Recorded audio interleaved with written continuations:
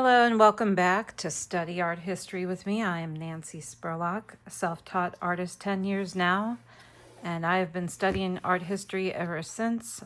I have a pretty interesting story myself. I dreamt for 5 nights that I was going to be an artist, and then on the 5th night I painted what I was dreaming about, and then I got diagnosed with breast cancer, lost my technical writing job a week later, and became a professional artist, all like literally within a few weeks.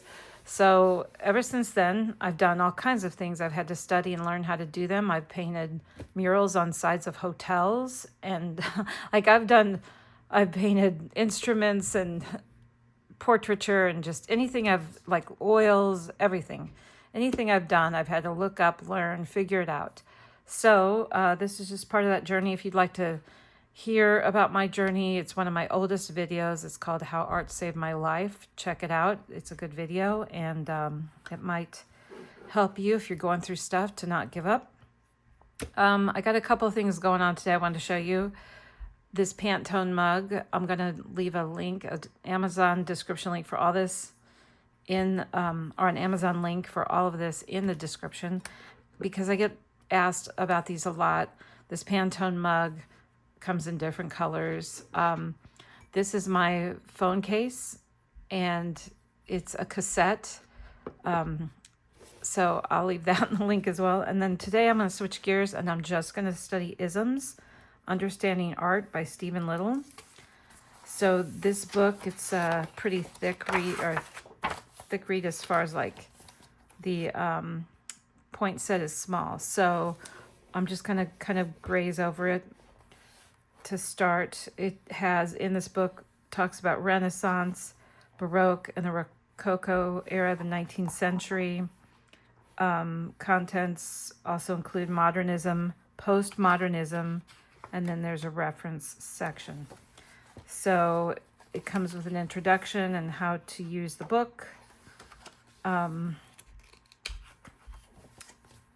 I was just gonna start reading, and I have my coffee. I'm ready to go. This is the Renaissance period, and Renaissance means rebirth. It refers to a period in the development of Western art and culture beginning in 1300 and ending in 1600. It was a time of rediscovery, ambition, and change, dominated by a number of trends and contradictions.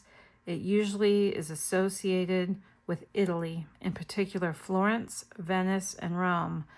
But Northern Europe also contributed to the Renaissance, particularly in the development of naturalism. Let's talk about this painting here real quick. So this is Madonna and Child. You see it? And like many other Renaissance artists, this painting, was painted by Andrea Mantegna. Like many other Renaissance artists, Mantegna was heavily influenced by classical sculpture. His Christ Child has incredibly physical solidity. Mantegna situates his Madonna and Child in an ordinary Italian landscape. This emphasizes their common humanity.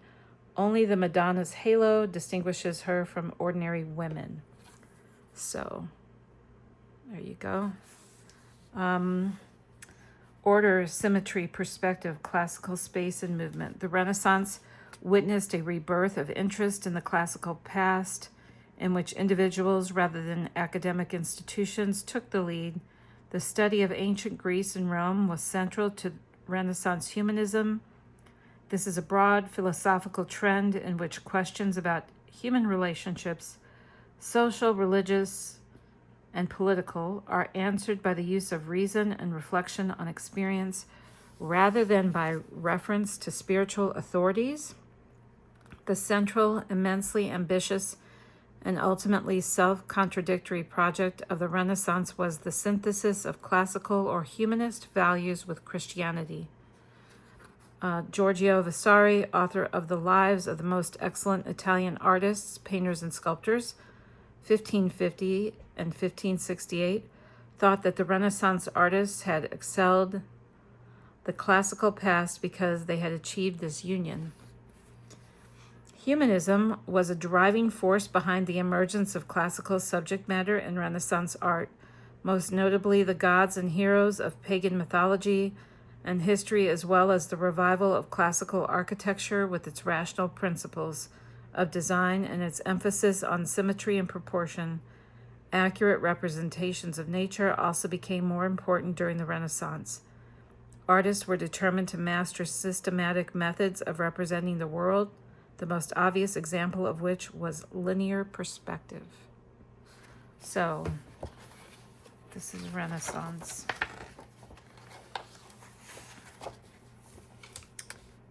We'll read one more page. This one was done by Francesco Maria del Rover, 1536 to 1538. I mean, that's remarkable. In the 1500s, they were painting like this. Titian. During the Renaissance, artists like Titian achieved new levels of naturalistic detail. Armor begins to gleam with reflected light as Renaissance artists capture the effects of light and shadow on different surfaces. Titian's portrait is rich in such naturalistic effect. It is also a strong statement of secular power and authority. As Renaissance artists competed with each other in determined attempts to surpass the art of the ancient world, their status changed, raising them above craftsmen and artisans. Artists' individual talents, innovations, and ideas began to acquire greater cultural importance. It is no wonder then that the Renaissance is associated with artistic genius. But behind such a figure as Leonardo da Vinci lay the political ambitions of successive popes who hoped to unify Italy against the threat of French conquest and reestablish Rome as the center of power and important patrons. Meanwhile, classical theories about the nature of the state fed a newfound confidence in the expression and consolidation of secular power. So this says other works. So I don't know if that means for Titian. In the Uffizi, Florence, Madonna and Child with Two Angels, 1464. No, okay, it's not. It's in general, other Renaissance works. Madonna and Child with Two Angels, 1464, Fra Filippo Lippi. Primavera, 1477 to 80, Sandro Botticelli. Pieta, 1493 to 94, Pietro Vannucci, called Perugino. My Italian's terrible. The Baptism of Christ, circa 1475, Andrea Verrocchio and Leonardo da Vinci. The Holy Family, the Doni Tonda, 1504, Michelangelo Buonarroti. Madonna and Child with Young St. John, Madonna del Cordellino, 1505 to 06, Raffaella Sanzio, called Raphael. So next we're going to talk about International Gothism tomorrow. So that's the isms book. That's, this is more like studying. And then we'll keep it a little lighthearted and fun. Again, this link will be in the description. This is the kind of goofy one where it shows real paintings with a funny statement of something somebody would say today. Let's see.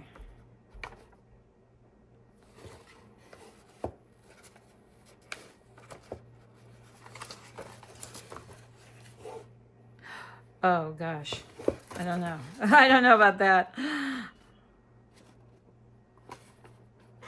Okay, we're gonna skip this over here. I'm sorry. You're just gonna have to buy the book to read some of these. On page 47, let's see. Oh my gosh. I mean, I'm trying to have fun when I study art, but it's like I'm on YouTube and some of the things that this wants me to say, I'm not saying them.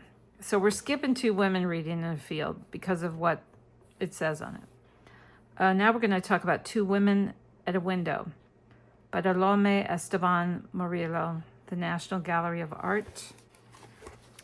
Remember that time you wrote Stinky Tudor on my ex-husband's car window and he couldn't get it off?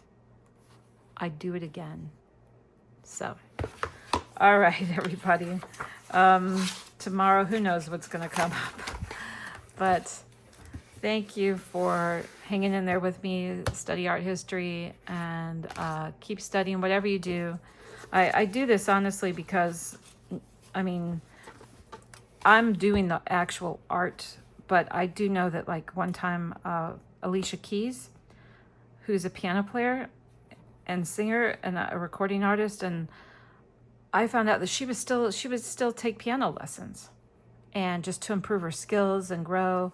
So that's what I'm trying to do and teach. So, all right, everyone, if you're interested in any of these items, again, these come in different colors and the links will be in the description. All right, have a great day.